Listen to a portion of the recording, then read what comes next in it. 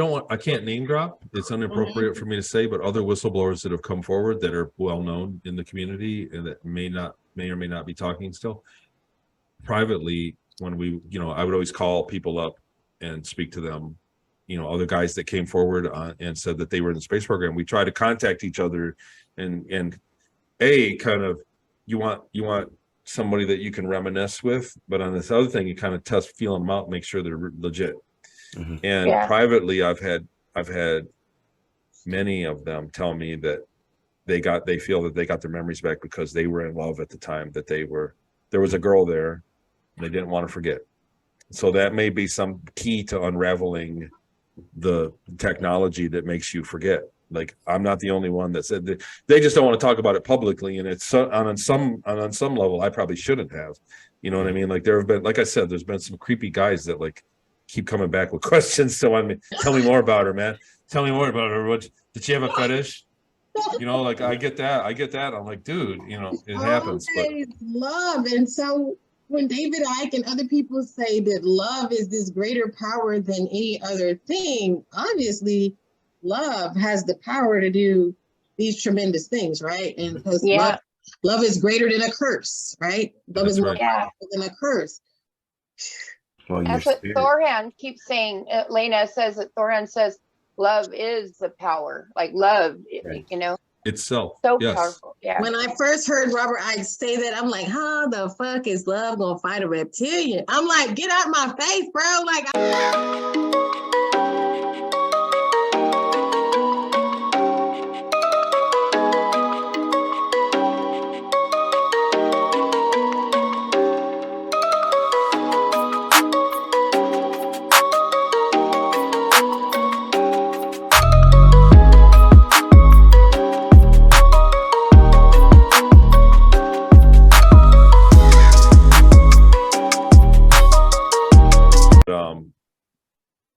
so it was different. It was a different thing than Andor. It was the mentality of it and the organization of it was just like that, but it was not that clean.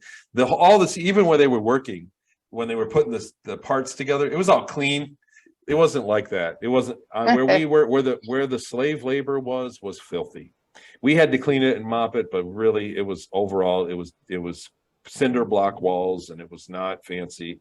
The door was rusty. It was filthy. And the train was filthy, and the cafeteria was filthy. They did the bare minimum of everything, of taking care of anything. It was the bare minimum. So that was what was the most different from Andor, but a lot of it was just like that. And like I said, the shocking floor thing was kind of neat, but that wasn't what happened. We had shocking collars, and they had security guards with sidearms. So they would tell you, we'll shoot you dead. You act up, we'll shoot you dead right here and now. You want to die? Get over there. And that was kind of how it worked. So, it's different when somebody tells you they're going to kill you, and somebody tells you they're going to kill you and they actually mean it. So there's a real difference in that statement when somebody's like, they'll kill you. You know what I mean? You know it. So that was a different thing. But that scene in Andor, that bit of the series was like very, I don't want to say it was upsetting to me, but it was very reminiscent of what the lifestyle was. We got treated pretty much the same as that, but just not as shiny. It wasn't shiny. Everything there was like chrome and happy. It wasn't like that. What about The Expanse? Have you watched that show? I'm from. So The Expanse is very close, and there's some things, like even recently, even at the conference, there were details that came out about so I realized that, number one, the scene in The Expanse, so I don't even know if I should say this publicly, but in the beginning there are scenes from the special effects. So this is something that I've been kind of working on, is this Hollywood all along has been disclosing, not the acting, not the writing, the special effects. The special effects people that are making the special effects, so from the movies, are portraying real things, and it's been going on the entire time. Like, I watched the old Buck Rogers show from the 30s, that they were in the movie theaters. They didn't have TVs back then. They were, I forget what they called them. Like chapters, like they would come out 10 movies at a time and they play hourly in the theater, and you'd go watch them every Saturday at the movie theater. Back in the day, they were disclosing things back then in the special effects. It was disclosure. Do you know what I mean? Like that, it's been happening all along because your subconscious, when we all think about it, it gives power to whatever is going on. Like it's a magic, it's a form of magic. But that being said, there were scenes in The Expanse that were not clearly how it was, not literally how it was, but they were how I described it in my early emails to Dr. Sella. Yeah. Before the movie came out, before The Expanse came out. So I'm wondering if the emails got intercepted, because I described the street scene, and The Expanse one is exactly how I described it in the email, which is missing too, by the way. My early emails to Dr. Sella have been mysteriously deleted out of my email account. I still have the ones after. Crap. But in the beginning, the ones that explained what because he specifically asked me, and this is like in 2015, he goes, specifically asked me, what did it look like on series? And I said, narrow street that only the emergency, and then like a few plants here and there, and then apartments on the side with a rounded animated sky, like in a ceiling that was like a fake sky that was animated, like in Fremont Street in Vegas. Same thing. Vegas has the same thing. The Venetian, if you go inside the Venetian and think not stores, but like, living quarters, that's a lot what it looked like. A lot of the colonies, that's kind of what they look like, with the fake sky painted on there and the lights on them flying. It was almost exactly like that. Yeah. So, and they had the red light district too on The Expanse. That's right. And that was also in my early email. So I think that there's a very real possibility that it got plagiarized for the special effects reasons, but I'm not going to say that, like, whatever, it is what it is. It's uncanny that and like I said, those emails are deleted, and on his end too, I believe. I have to double check, but where I described it, and then it came out almost verbatim on a TV show 2 years later. And so that's a little sus to me. And that's just something I didn't think about. But and when it first came out, when I first saw The Expanse, like I watched the first episode, it's like in the first 10 minutes they show series, the people on series in the red light district, and I went, what? Yeah, it was like literally my story. I know. I know. So, I just started watching you, like last couple of years ago, and then all of a sudden The Expanse, I was watching it, I'm like, what the hell? This is just what Tony said, So I was freaking out. I was thinking they're copying your story. Hollywood got a hold of it. It was weird. Well, I was happy to see it and flattered, and I didn't think about it in a way, in any other way since then. So it's like it's been handy for me to say, oh, go watch The Expanse. It was kind of like that, but series was not like that per se. Yeah, there was much different. It was much older.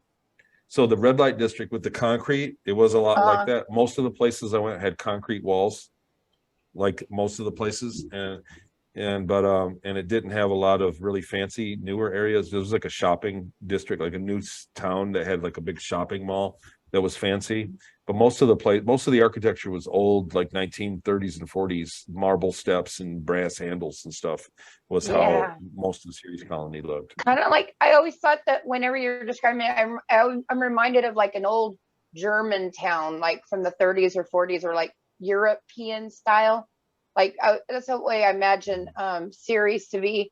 And then when you said you used to take the train there, like Mara, you'd go inside.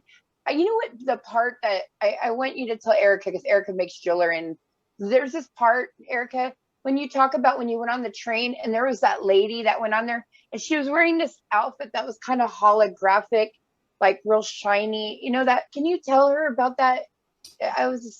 There was one time we were told not to interact. So it was like like they made announcements, like there was a news, and they said that there was an advanced race that was doing business. They were in for negotiating for a treaty or like a trade deal. And they said, don't interact with them. They're an advanced species. And, like mentally, a lot of the really advanced species can be poisoned by us mentally. When you interact with them and you have your baggage, they can, like you said, the same thing you were saying, ERIKA, about people's karma when you overdo it. Like if you interact with these people, they take so much data in the interaction. Like we talk a few words at a time. They talk a million words in a split second. They take a million words. They take a month of your life data in just a split second of interaction. So they like, don't do that, because if during your month something bad happened, now they carry that around forever. They're highly advanced. So they were like, don't interact. You must not speak to them if you see them.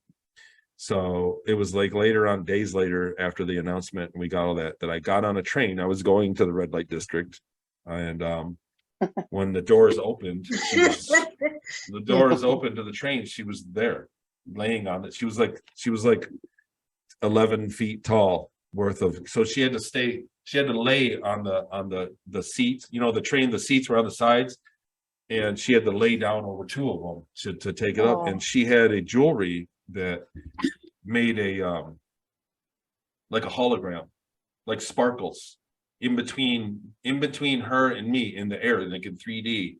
There were sparkles in the air, like it projected. And when you looked away, you didn't see it. Like they'd be in between us, and she was, you know, on the other side of the train, so 7-8 feet away from me.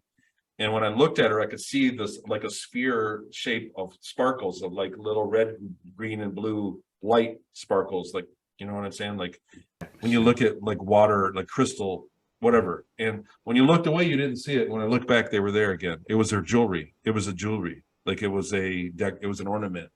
And I sat there and I looked, and she looked at me and smiled. It was a female. She was dark blue. And she looked at me and she went, and she had a bright white silky dress, like a flowing dress on, and sandals. And she was holding a book, or, you know, something that she was reading. I don't really remember a lot of it, because I was in, it was like seeing a fucking unicorn. Like really, I was in awe. Yeah. It was like running into Michael Jackson. You know what I'm saying? Like that's really was the I was like overwhelmed with wow, you know. And in the back of my mind, I was thinking, save me. You can save me. I'm a slave. Help. I was thinking that, and I wanted to go. And then right then at that moment, a military guy in the back would say, hey, buddy, come on. You're back here. Don't even mess with me. He's like, come on, because he knew what I was. And he said, come on. And I had to stand in the back. And but that was some, those are things you don't forget. Those are things, you know what I'm saying? Like out of all my memories, that was a moment that I never really forgot. And whatever. So that was that. Yeah. No, that's been one of my favorite memories. You know, because I've seen millions of your interviews, but that was the one that's always been stuck in my head. You know, I could just picture it, everything, every to the detail. So I'm so glad to hear it again. It was a very deeply beautiful moment for me. You know, it was something that I went there and like, and you know what, here's the other thing is, now that I think about it and you mention it, is like when I got to the red light district, I went and saw Marie, and I sat at the table and I said, you wouldn't believe what just happened to me. I saw one of them. Nobody gave a shit. Like, you get what I'm saying? Like, it was a big deal to me. It was like me saying, hey, I saw, you wouldn't believe it. Really? And everybody was like, yeah, okay, whatever. And, and they went back to what they were talking about. Like, nobody cared. Everybody I told about it, they were like, yeah, shut up, Jerry. Yeah. No, but I get it. Even Marie, I love that story too. In the book, you know, reading about her. And I get a lot of questions about it. I've had guys that were creepy that were like, kept asking me questions. So tell me about it. You know, I'm like, what do you want to know? I'm like, sorry, that's personal, man. I have some people I get short with them. I'm like, dude, it's none of your business. You know what I'm saying? Like, it's none of your business. It's like me and my girl. Leave me, you know what I mean? Like, no, I you don't need to know about me what me and my girl were like. Yeah, and I don't even look at the red light or the hook, you know, all that. I look at love. There was love there. Like, you would go there, you know, like, I see all that. That's what we were in the height. So relationships, I always say this, you know what I mean? Like, relationships have a curve, especially a quality one, you know, like somebody you'd marry, or somebody like when you fall in love with somebody, there's a curve where you fall madly, passionately in love, and then you get together, and over time it kind of settles and it turns into what it is. You know what I mean? It turns into what it is. Some people get not big a curve or whatever. I had to go home at the top of that curve. Do you get what I'm saying? Like, we never really settled in. We never really got to spend time together. We would have been together, you know, whether we would have stayed together is a different, who knows, right? So I think that relationships aren't necessarily all meant to last. You know, Yeah. you get what I mean? Like Yep. there's a natural energetic transfer between your consciousness with somebody else when your lover is on that and when you fight with somebody. I think you get to know somebody if you fight them or fuck them. Yeah. But you know what I'm saying? Like basically, so what I'm saying is because it was at the top of that curve of, Yeah. you know what I mean? Like in the early days of being in love with somebody, I think that really was that was one of the factors of why I got my memories back. I didn't want to forget that. The whole time back, I thought, man, if they're going to delete my memory, I'm going to lose her.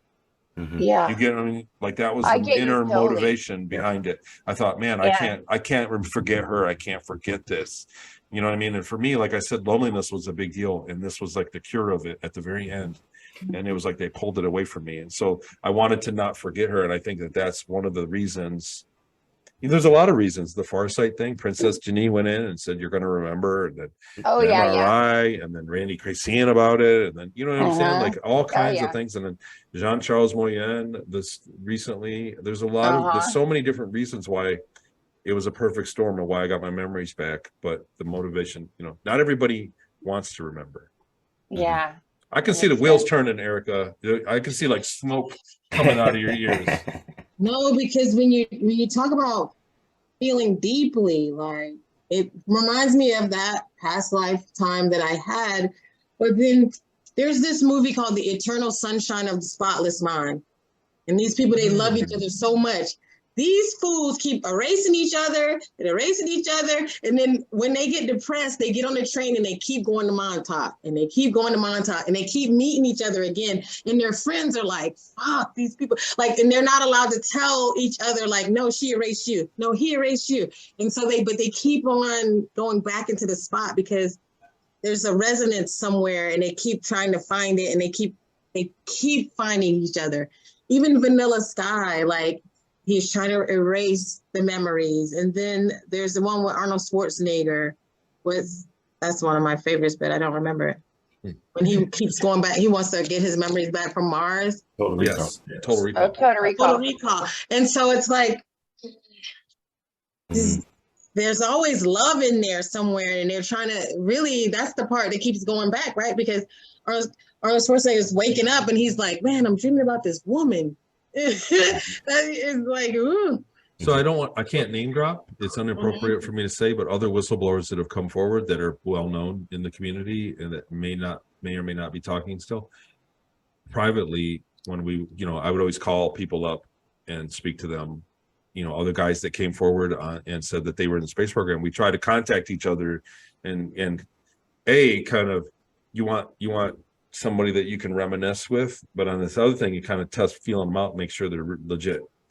And privately, I've had many of them tell me that they feel that they got their memories back because they were in love at the time that there was a girl there and they didn't want to forget. So that may be some key to unraveling the technology that makes you forget. Like, I'm not the only one that said that. They just don't want to talk about it publicly, and it's on some level I probably shouldn't have. You know what I mean? Like, there have been, like I said, there's been some creepy guys that like keep coming back with questions. So tell me more about her, man. Tell me more about her. What did she have a fetish? Like I get that. I'm like, dude, it happens. But Love. And so when David Icke and other people say that love is this greater power than any other thing, obviously love has the power to do these tremendous things, right? And because love is greater than a curse, right? Love is more powerful than a curse. Well, that's what Thorhan keeps saying. Lena says that Thorhan says love is the power, like love, itself. So powerful. Yeah. When I first heard Robert Icke say that, I'm like, how the fuck is love gonna fight a reptilian? I'm like, get out my face, bro. Like, I don't understand.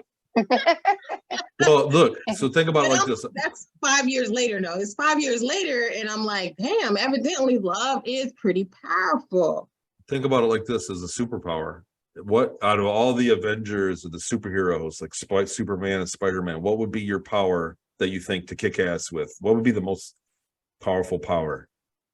I go with Shang-Chi, but that's love because he had to learn how to embrace So here's my superpower. I would want everything, every atom in the universe to love me. Because what could defeat me? Yeah. What could hurt me at that point if literally if the sword that's swung at me loves me, it would break on me. It would, you know what I'm saying? Like nothing could hurt you if everything was in love with you. So love is the unbeatable, is the real invincibility. And in a way, you can kind of have that, you know what I mean? Like you can resonate that. So whatever. I'm gonna get off my soapbox, Tony. So I'm sorry. No, you're right. You're right. Because I had a writing experience where it's like, hey, everybody wrote about the first time they ever fell in love. And I wrote about my son because I was like, that's the only person I really had to love unconditionally. Why? Because even if he misbehaved, even if he said something bad, it really didn't matter. He belonged to me. He was mine. And I love him with this thing that I can identify with beyond any other soul. Imagine the fight with Thanos at the end when everybody's fighting and then you walk in and they go, "Oh, you're cool. Sorry, go ahead." I love you, man. Thanos is like, "You're cool. You're I'm gonna snap. You're gonna be cool. Yeah, I love you. I'm gonna put up with your shit." Yeah, you know, unconditional love is hard, tough. It's hard to beat. Yeah, very hard to beat. You came right into what I want. One of the things we wanted to ask, because it was who's that? Who had a Pepsi and a smile? Who had a Coke and a smile just now? So you heard that? This is my roommate in the other room. Can memories truly be deleted? Can they? Evidently. Apparently not, because I don't think that my time up there was in my local body. I think I was in a clone or a different body. And so those memories did not come back with me biologically. So that means they're somewhere else. When I got my memories back, I accessed memories of something else. Kids are born all the time with memories of a past life, and they go 7 miles or 20 miles from their town they're born, and they know their way. They met my mom, you were my sister. And this is a phenomenon that is not, you cannot argue with it. There is data, there are mountains of data about this. People are born with past life memories. People have access to memories that they shouldn't have, and people get memories back all the time that have been gone and deleted, repressed memories that get recovered. People have amnesia and then get their memories back. So memory is not local. You know, if you're born with accurate memories of your last life, then how can that be? Your body didn't even exist back then. You know what I'm saying? So we are more of a receiver than a sender. So we're receiving the beam from wherever it's at is where the memories are. Like baby geniuses. Yeah, like and they turn a certain age and then they become kids dumb. can just like, start. What?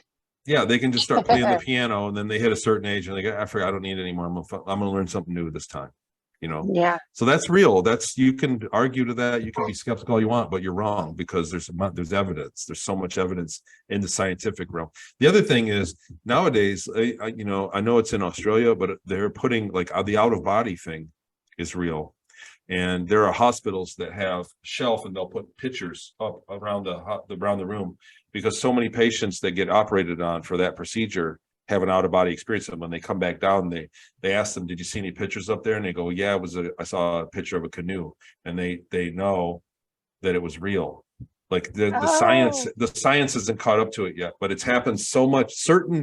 There are certain surgeries that produce so many people that have an out-of-body experience, and they wake up and they say, "I was in the room. I was looking at you guys operating on me." And they go, "Okay, yeah, whatever, nice dream." And then the next person comes and says, "I was in the room. I swear to God, I was."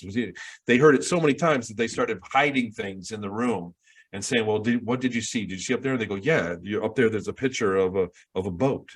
And they go, "Oh shit, there's a picture of a boat up there. How could they have known that?" So there's data.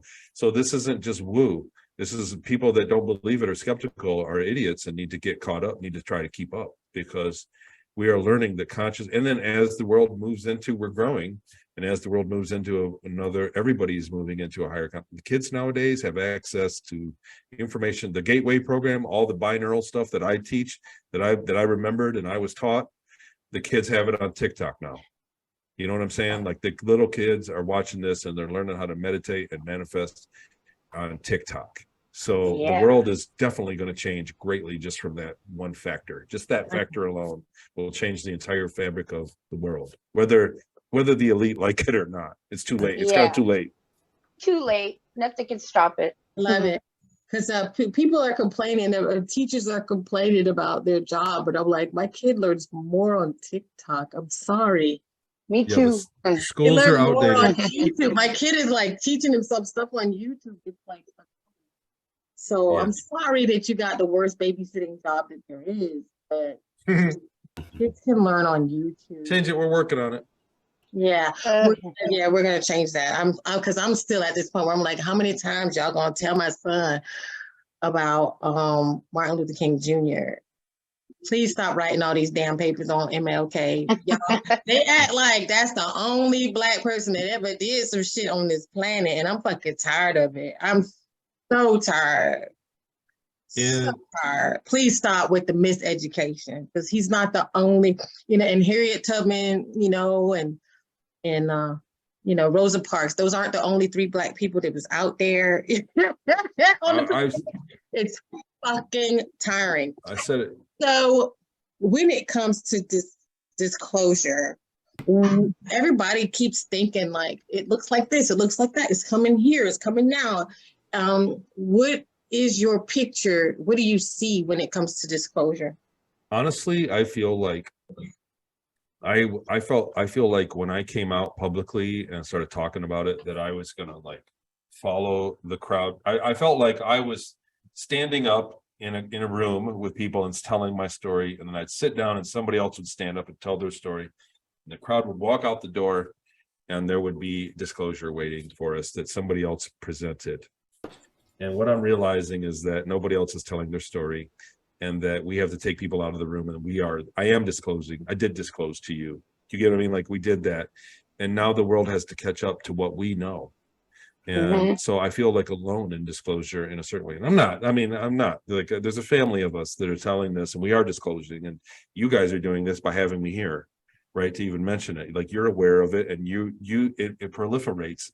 It needs to become a household name. Right? We like, are the disclosure. We are disclosure, right? Yeah. So there's a certain point where it's going to get a critical mass, for one. But I think that they're going to give us the domino effect of disclosure. They're going to have one thing that leads to another. Like they said, I love how they admitted UAPs exist and everybody just didn't blink.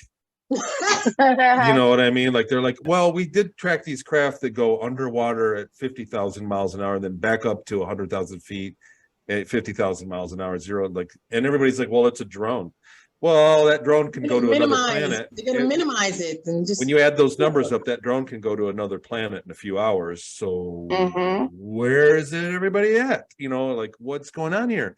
And the physics, that's been all their excuses for keeping a secret are dashed now with the UAP thing. So they're going to give it out. So I have a feeling that in order to keep up, in order for the people that have outsourced their thinking, which is most people, let's face it. Ooh. I don't know where you guys live. I live in a small town, but as I go driving through the town and there's 1,000 people on the road that I pass, they don't have an accurate opinion of what's going on. They outsource their thinking, and whatever the television told them to think, they go, yep. All these corporations are greedy. It wasn't our president. The corporations are greedy. It's not us. You know what I'm saying? Like, when you hear things like that, and people that are not really paying attention to what's going on in the world, it's because they just check in on the news and they go, okay, that's good enough for me. And they go back to their fiddling with their toys. And so that's most people. And there's nothing wrong with that. There's nothing evil about that or unrighteous. But I'm saying that those people need to be brought up to speed, and they're going to have a hard time. You don't want to culture shock somebody. Have you ever told a kid what meat is? And watch the look on their face when they go, wait a minute, what? We go, what is this? Chicken's really good. What is it? Why does it have the same name as chicken? And they go, no, that is a chicken. We killed the chicken and cut it up. And the kid is just like traumatized for days after that. They're just like, can't believe that you eat animals. That moment, that's what disclosure is going to do to these people that are not thinking about things. They're going to go, wait a minute, what? All those people are real? What, you know what I'm saying? Like, when that happens, be around. If everybody was like woke up at once like that, I think if you're already awake, you will be scared to death because they will lose their shit. Oh, they're gonna lose. They're going to try to take it over from us, and they'll be all of a sudden everybody an expert overnight. But the other thing about disclosure is that it's also going to answer spirituality. It's the one and the same. The advanced ET races are advanced spirits. They're advanced spiritually. And so it's going to really call into question our very identities with ourselves. So that's why they can't just drop it on us and give us the reality of what's been happening. So what I'm saying is they're going to go, I imagine they're going to go and go to the moon and go, look, if this doesn't belong here, what is this? Oh, and then they're going to go somewhere else and go, oh, there's intelligent stuff out here. Look at these ruins. And then they're going to go, look, there's bacteria. And I think they're going to give it in that. And then we're going to get contact, and we'll get a human standing next to the president one day, or when the United, wherever. We're going to get that. And then they'll give us a watered down version and slowly let us integrate into their internet. Disclosure, the best thing that'll happen is getting access to their internet, to their network, and being access. Really, when I can Google life on Aldebaran and get a picture of the planet on Aldebaran and cities that are far away, like that's all I need. That's it. Because then you can go, all the tech will happen. They're already moving to the electric stuff. The reason that they want us to go to electricity is so that they can disclose the cars, get rid of the fossil fuel. Like that's a necessary step in order to have sponsorship with one of the bigger groups that disclose. So that's a necessary step. They're just fighting over who's going to pay for it. That's really the question. Who pays for it? That's the fight. Right now, America's going to pay for it. And that's the problem. You get what I'm saying? Like, there's nothing wrong with us going to all electric shit. There's a problem that it's coming out of the American citizens' pockets and not everybody else's pockets. That's really the crime that's going on with it. That's what's wrong with it right now. But it's a necessary step to disclosure, because once you have an electric car, an electric house, and electric tools, your weed whacker is electric. Now you don't need all they need is a generator, a free energy generator, and that's the end of it. There's no, you get what I'm saying? There's an infrastructure bill, it's cheap, whatever. So that's going to be where we head. It's a necessary step. We are going to just a disclosure. But then on top of that, people are going to learn that everything is across the board. All the rules that how long have people been getting married? Not long. Marriage is not really an old thing. It's new. And when they invented marriage, people died when they were like 35. So you got married. You got married when you were 15. You got married when you were 15, and you were widow when you were 35. So marriage didn't even last 20 years. Nowadays, people are married 50, 60, 70 years. It's a different animal than the conception, than the society of it, you know. And so our society, we're going to have to realize that a lot of things that we think are normal are not. That's what we're going to see, because we're going to get access to their internet, and we're going to see what reptilians on their planet and what they get, how they get down. You know, though, and we're going to go, what? Yeah. We can look at the history of sex. If you ever watch the History Channel with the history of sex, that should tell people a little something. Oh yeah. Well, and then think about, like, my testimony is one of the few, and there have been a few others, I believe, that marked on it, but my testimony is one of the few that actually breaches the subject of interspecies sex. We're going to get other species that we can get along with, that we could get on with. You know what I'm saying? Like, that's the reality, is that the male female thing dynamic is pretty common throughout the cosmos. You know, not always interchangeable, and actually a lot of them have a much deeper mental connection for a short time. And so our sexuality is going to come into question. I think that all the pronoun stuff, like, I'm not totally against it. I'm not totally for it. I don't like the way that they're. Some of it is necessary, but the way that it's coming about is weird. It's the delivery. I don't need. We do not need to say all little girls don't need to wear pink, and all little girls don't play with kitchens, and all little boys don't play with wrench sets. It's the delivery. And I don't need you to tell my kid when they're 5 that they need to handle it. Choice. Right. It's like, I'll handle that with my kid. Well, they'll handle it if you allow them to be. And observe and allow them to be, and stop trying to control. I get it.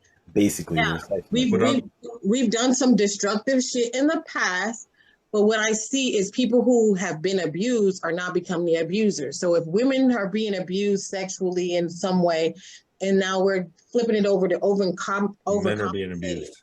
Men are being abused emotionally right now. Exactly. Yeah. So if Yeah. you're being transgender or gay and you were abused, now all of a sudden you're in power and you're becoming the Yes. abuser. They're becoming what they hated. I agree. Instead of finding this place where there's some balance and Well, in a post-disclosure, yeah, we're going to come across beings that do have different sexual identities, and they might have they're going to have both. their own pronouns. Exactly. So that system is going to carry on. If we So- start to understand too, like the first man was what, part human, part flower. Then it was a hermaphrodite. Then we came into having a man separate and then a woman separate. Like, calm down. Androgyny is real. So all your ideas about sex are gonna have to relax. You know, I did the gazing exercise where you gaze at someone for 7 minutes and you guys sit in total silence and you just look at each other. And I did that with another woman, and I was like looking at her freckles and looking at her hair and looking at the wisps in her hair and her eyes. And then you're like, oh my God, one soul can just truly love another soul. It's not really this body that's falling in love. It's these souls that are falling in love. Now we have these guidelines and parameters, but then you can like step out of this box, right? And let's just throw the box away and say the box doesn't exist. Souls connect. And it's not really, none of this is really what we think it is. Well, to be fair, I love everybody, but I'm not trying to smash. I'm not trying to either. But you know what it is though? But we are confined to the box. That's right. Ultimately, it's about biological. Honestly, because you don't know what it's like to be anything other than inside this box. We don't understand that. I think a lot of people too, like that are participating in other type of sexual activities, and maybe they want to physically change their body, are not understanding that you have residue from your other lifetimes. And if you understood that you lived here 100 times and you've been a man 99 times, and this time you're a woman, that you don't have to cut anything. You have to understand you got some residue, you got some leftover shit. There's some pretty good stuff on that in the Law of One about the male-female blend in each person. And that's actually what you're attracted to. So if you're somebody, like if you're polarized, if you're a man, you know, we all know a man, we all can think of a manly man, a guy that's like a guy's guy that's like super polarized male. So his ideal mate is a girl that's super polarized female. And there's a blend, there's a percentage, and it attracts like a magnet. So somebody that's like a feminine man is attracted to a masculine woman kind of thing. And we see it, you see it in couples constantly. And so there's nothing wrong with that. And like you said, it's the incarnation process. Like, you know, you don't just die and then say, I want to be a super hot model chick after I was a furry faced man. You get what I'm saying? Like there's a life, takes a few lifetimes to polarize to that side of the feminine. It's a big deal as far as consciousness goes. So what I wanted to say earlier about that is like nowadays where they're going, I'm happy to see that a lot of the hatred towards homosexuality is dissipated. Because when I was a kid, it was like kill them, you know, like, and I thought that I didn't really care for that either, you know, like I didn't really, I feel that, you know, people are people. And just like we said earlier, your relationship between God and you is between God and you, and your relationship between your lover and you is between your lover and you. It's not my business, you know. As long as you're not hurting me or a kid or something, as long as there's nobody being hurt in it, it's nobody's business. And I really don't care. I really don't care. And because I don't do what you do, don't attack me and make what I'm doing now illegal because I'm choosing to be. Love is hard to find. And so no matter how you find it, I wish you the best at it. You know what I'm saying? I say that to everybody. I said, I wish you the best, because love, we all know from how many people we see love gone wrong all the time, because you know, the relationships, they come and go. You see love gone wrong. So it's difficult. And so it doesn't, nobody should make it harder on anybody for any reason. Like let people do their thing. There's worse things that you can do than being in love with somebody. But disclosure is going to give us a new, when we start seeing how the ET races get on, we're going to have to open our minds up. And I think it's already begun. You know, like imagine if, you know, back in the 50s and a really like conservative 1940s or 1950s, and then us now went there. Imagine if you took 100 people out of the city now and put us back in the 20s. We wouldn't fit. We'd be a culture shock. They would grab pitchforks. You know what I'm saying? Well, they say, Tony, but I'm looking back and I'm seeing Laurel and Hardy in dresses. So I'm a little confused on what was really. It's kind of like they present to us this image of this purebred thing going on. And maybe they tried to do this, but when you keep looking back, there's a lot of shit was happening, you know? Yeah. I think it's kind of like this thing where they've tried to tell us this with television, like they've tried to purify us and tell us these things. But I don't think it was true. I think that this whole time that's another thing that was wrong with the Ceres Colony Corp was that it was a society that was taken out of an era on Earth and then broke away, and then it developed on its own. It didn't really have the cultural development with the rest of the world, and it got left behind culturally, and that's why they still have slavery, and they were still the women were still very oppressed there, and they just didn't advance, culturally like the rest of the world has. I think a lot of men back then were closeted in the 20s, 30s, 40s, and 50s. Women had babies and they stayed home with them, and men went to the movies with Bill, and that was really his boyfriend. And I think a lot of that was happening, and we just didn't know it.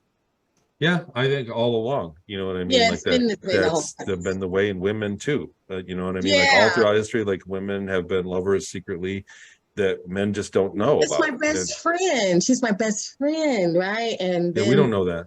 And then also like men go to war and women have comforted each other, or even if a man had a harem, they were all, all kinds of things have been happening, and we've just been like disillusioned, like, oh, this isn't collectively naive to the realities of sexuality. Collectively naive to sexuality in general. Yeah, it's true. I think so too. I know of I'm gonna just tell you the story. Like, I know of an instance of a guy who his mom was, okay, so let's say the dad was supposed to go on a date with a young lady. Instead, the best friend picked him up at the train station. That night, he never went on the date with the young lady. This is what, 1950 something. They never went on, so he never went on that date with the other lady. So tell me what the girl did that he never went on the date with the other lady. I'm sure she waited. I'm sure she gave him a blowjob that day. So I'm positive. I'm like, yo, your mama was getting down, okay? She never went on the date. Your dad never went on the date. Your mom went down. It's what it is. Some people don't want to realize that their parents actually had a sexual relationship. People act like their parents were virgins. No, your daddy was your daddy was as nasty as you are. Okay, so whatever dirty thoughts you had, just multiply that times 10. Think about it. If you unpack it, why would they do that? Think about that. There's a very big guilt about sexuality in general. They want you to not have sex, but we know from witnesses and from events that the elites, the people that own the media, that are teaching us to be guilty and not be sexual, we know that the elite are hypersexual. So they've saved it for themselves. They saved the energy exchange for themselves. They're hypersexual, the people that are in charge that have a say in this, but they've also stunted the sexuality of everybody else. So and they get off on that though too, right? Well, I'm just saying that it stunts your growth because it's something that stops you from being, who you really are. You know what I mean? Like sexuality is a big deal. I worked with somebody one time. It was a girl, and she said, I'm not a sexual person. She said, I don't have sex. So she was talking to me like down on me, and it didn't even come up. She was like volunteering this, and I said, you're a human being, which means you're a sexual being. So for you to say you're celibate and that nobody's good enough to be with you is a blockage. It's not a feather in your cap. It's actually a dysfunction. Yeah, she was like, screw you, I don't want to talk to you. But you get what I'm saying? Like it's actually it's a blockage. Because we are humans. She put it on a pedestal, and you're actually you're actually worshiping it now. She's better than people that have sex. And I don't think that's the case. I really don't. I think the shit don't stink, right? Or no balance there. everybody Yeah. poops. No, I don't poop. I'm better than everyone. I don't I'm too I good don't for all poop that. anymore. Yeah. What's I've your decided favorite? not to. My What's your pronoun is favorite? non and poop. Non-poop? Okay. What's your favorite disclosure shows? Like, I would think that you watch, what's the show? Jonathan? Which My show? favorite one is Talks with Tony on Patreon. Check it out. No, I'm just kidding. You can link to it from TonyRodriguez.com and find my book there and my shows and my memory course, and you can email me. No, I'm a fan because of what he put me through. Dr. Sala on exopolitics really grilled me, and he really demanded that I had some evidence before he endorsed me. And so for that regard, I outsource my thinking to him in that regard, because I think more people that he brings on, he's put them through some sort of vetting process. And that's why I listen to exopolitics. But I learned very quickly to quit watching it. When I was talking about it, I learned very quickly that if I watched somebody else talk about and I went, oh God, yes, I remember that. I remember that too. There was a tower there. I remember that. And so then I went on a show and talked about it, and it looked like I was stealing it. Right. I got a lot of flack. So I was like, you know what? I'm not going to watch any of it. Like, I won't say this, like, I was like Emery Smith, like not on purpose, like not in a negative way, but I've never watched any of his information so that I don't cloud up the water of my own information. If that makes sense. Like, I'm not anti-Emery. I don't know anything about him. But me personally, I had the opportunity to not watch him when he came out because it was after me. And so I didn't, because I didn't want to cloud up my own stuff. So that's, you know what I mean? Like that was the only reason. It's not that I'm against, some people come out and I can tell they're bullshitting, and I won't go there on that. But some people, I'm always looking, when a new whistleblower comes out, I'm always wanting some kind of vetting proof, because some people are winging it, and a lot of people only have a little bit of memory and they kind of fudge. So I'm like, you know what I mean? They're lying, but they did have something real. Yeah, they wanted. I was like that in the beginning. I wanted people to listen to me so bad that I was like struggling, and it didn't make sense. But after a while, you know what I mean? Like it made sense over time. The memories. I thought, no, in the beginning, I thought I was 9 years old. It was 81. But really, it was April of 82. So it was the school year from 81 to 82. And I actually had my birthday. So I was actually 10 years old. So in my early interviews, I say I was 9 years old. I was wrong. I was 10. Right. So that was it was a fib, but my intention was not that. I wasn't intending to fib. But I'm saying you learn it, the memories come back, and the dots connect as time goes on. And some people are in front of a microphone before they've connected enough dots. Put it that way. But I'm a big fan of exopolitics. Dr. Sal is the best there is. Yep. Yes. I was talking more like television shows, but I'm glad you did. Oh, okay. Well, okay. So I like the series Fringe. Yes, Fringe. Fringe is good. So I haven't watched it. I haven't watched that. I'll check it out. It covers just about every scientific experiment there was, giving kids LSD, hooking people up to cows. I mean, they was doing it all. Some of those I don't like to watch. I don't want to be reminded of it. People underground. There was they found a kid underground in a tunnel. There was one guy, he what do you call it? He teleported, and half of his body was stuck inside of a wall, and he didn't know where the other half of his body was. Like all kinds of stuff. And parallel universes where they kidnapped a kid from a parallel universe. I was always a Trekkie. And you know what I've done lately? I'll say this that I've done lately is, so there was a point in my life when I didn't have my memories back. I knew something happened. I had weird memories. And there was a point in my life where I remembered everything. And so to watch the same shows again, I could look back at it and go, oh, wow. And so I found Tubi. And I'm watching the old Buck Rogers, and I'm watching the old sci-fi stuff from back in the day. They got like Space 1990. They got all these old shows from the 70s and Battlestar Galactica. Yeah, I'm re-watching those with my knowledge that I have now, and it's really neat. The early 80s, they really tried to disclose a lot. They were manipulating our subconscious greatly. There was a lot of sci-fi in the early 80s, and that's really when the CIA programs took off. That they had funding. So it was like right around 1980. That's when they built that moon base. And that really took off. So the black budget really took off. So they were giving us the disclosure so that the collective subconscious of mankind would demand knowledge. So they give it through Hollywood, And so it kind of pacifies it. It pacifies the subconscious need for the truth.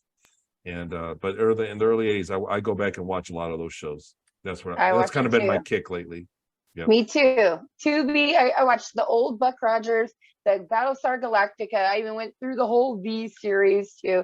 But yeah, I watch all the old space shows. Anything, they were 70s, trying to 80s. tell us.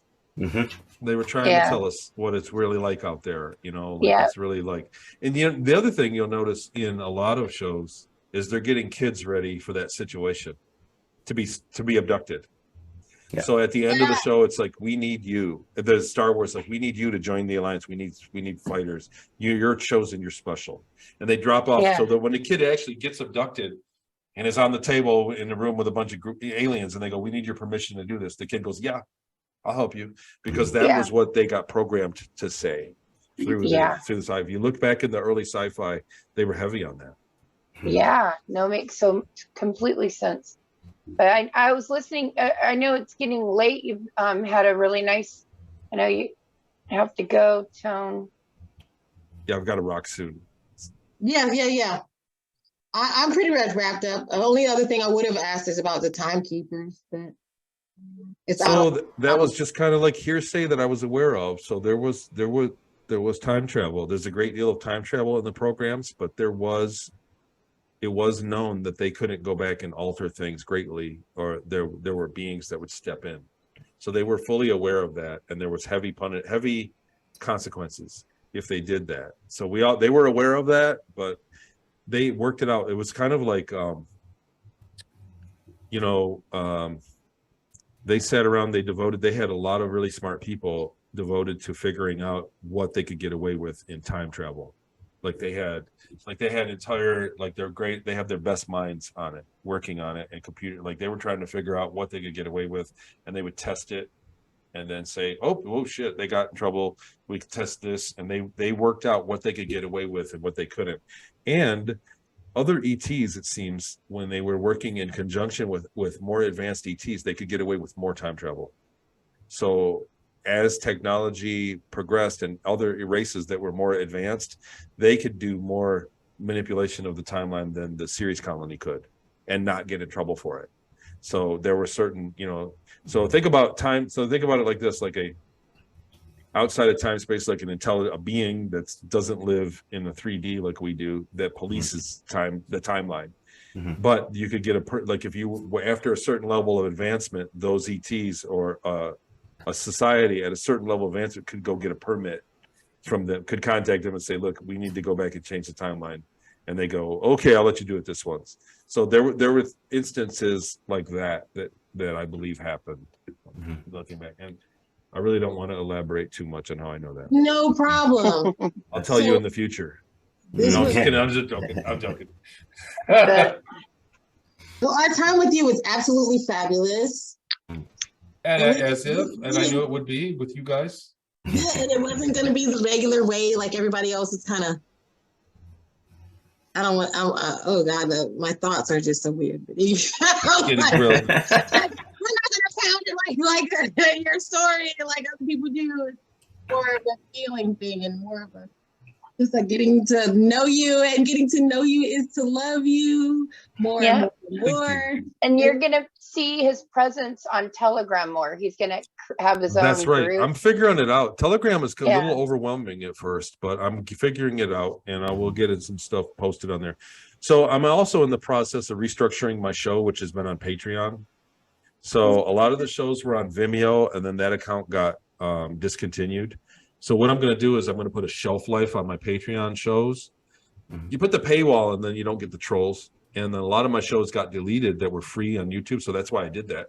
But what I'm going to do is now I'm getting up around 80, 90 shows on there. So what I'm going to do is take the early ones and put those on YouTube, and I'll share those on Telegram. I'll start sharing the older ones. I have some really amazing interviews.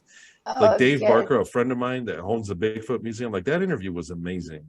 But it's only for the Patreon audience, and it's a small audience. So I'm going to give my Patreon audience the shows that are current, and then after they're a certain, I'm going to put them and share them through Telegram on a Telegram group.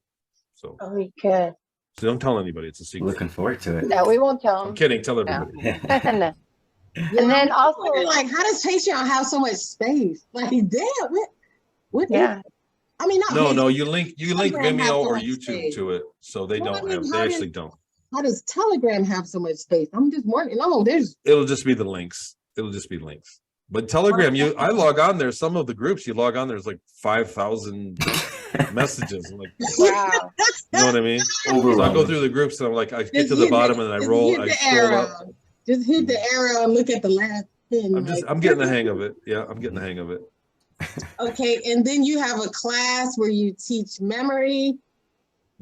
Is a memory course? You need a link tree, Tony, where a link tree, you just have all your different sites on one link tree. That's a good idea.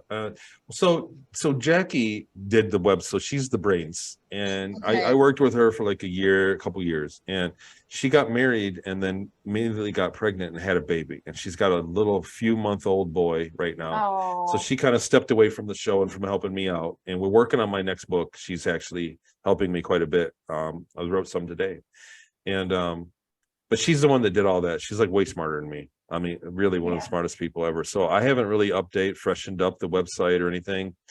And like I said, I've been working on the second book, and I'm taking over another big project that is a whole nother animal.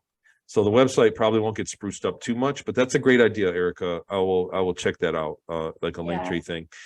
The next project that I'm working on is going to involve having people that are smart like that too. So I will revisit and redo my show and my website. I really want the Patreon show to keep going, and we'll see. You know what I mean? Like I said, I did the YouTube thing and they just got clobbered.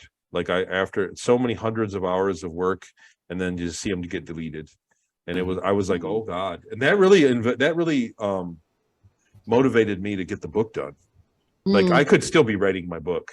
I could still be working on it and making it better and adding more shit. But after a while, I was like, oh God, I got to get this out now because my videos are coming up missing. I did a couple of really good series, like 5-part, 6-part series that I did with YouTube channels that they did my whole story. So I was like, this is my story for history. It's good. I can relax now. And then boom, I went back and they were gone. They were deleted. They took them down, and I went, oh wow. So you know what I mean? Like the whole thing, I don't want it to be deleted from history. People need to know that what I went through, people go through. It's history. And so that's why I got the book done and got that out there. But I might return to the YouTube space openly. I don't know. But I really like the Patreon concept, and it's like $5. I charge people $5.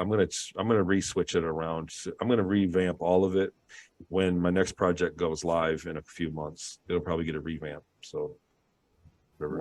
I'm thinking out loud. Don't let me do that.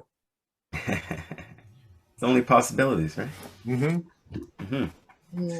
Yeah. So, okay, you guys. Well, I'll get out of here. Love, nothing but love for you. Yeah. Thank you. Finally, Yeah. To be Hawaiian, because I do a lot of, You gotta do the hula, is the wind, and then the palm tree and the rain. Yeah. I had kids in Hawaii. They had to take hula dance. They had to take hula. It was required. All of them, even the boys hated it. They had La Ohana Day where they all had to come out. The whole school had to come out and hula dance, and the boys were standing there going. Learning all that, right? I learned a little bit about it. Me and Tina need to take a hula class so we can burn some of this bitch. We will. Oh yeah. Like we need to awesome.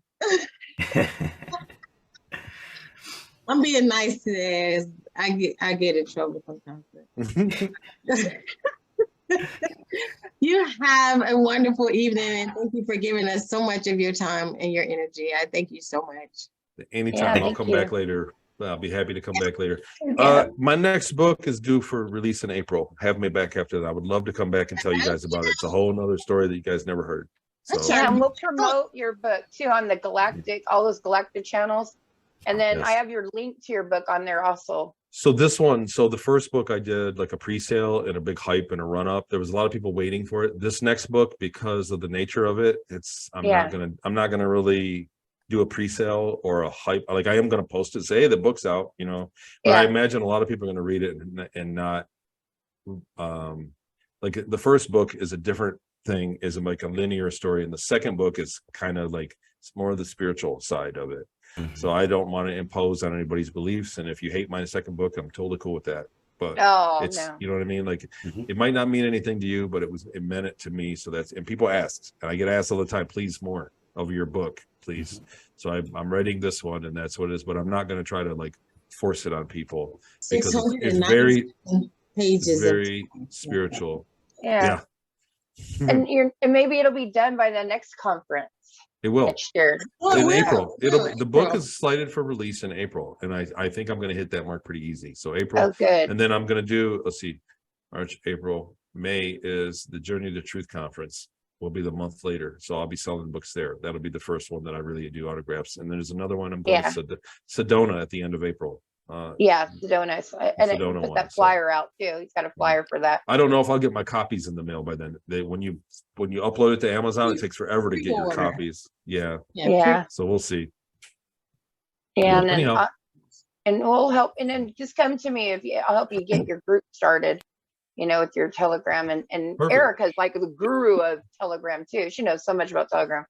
Good. I think I've learned a lot about her. Yeah. I've always been traditionally the Facebook thing, but it's so nerfed now. Facebook's a mess. It ain't what it used to be. Like I love all the people on there, and I still check it all the time. But it's a great phone.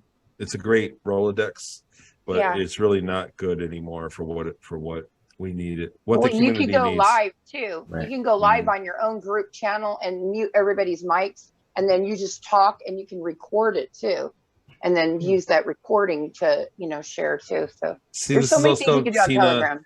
Tina will talk We're gonna have to have because a you got to meeting. teach me. We You just got to gotta teach have me a all this stuff. I'm new. I'm a Make noob. me and ERIKA your admins. We Yeah. just have to have a meeting. Yeah. Yep, Yeah. let's do that for sure. Oh, don't Okay. make me slice somebody. Ah.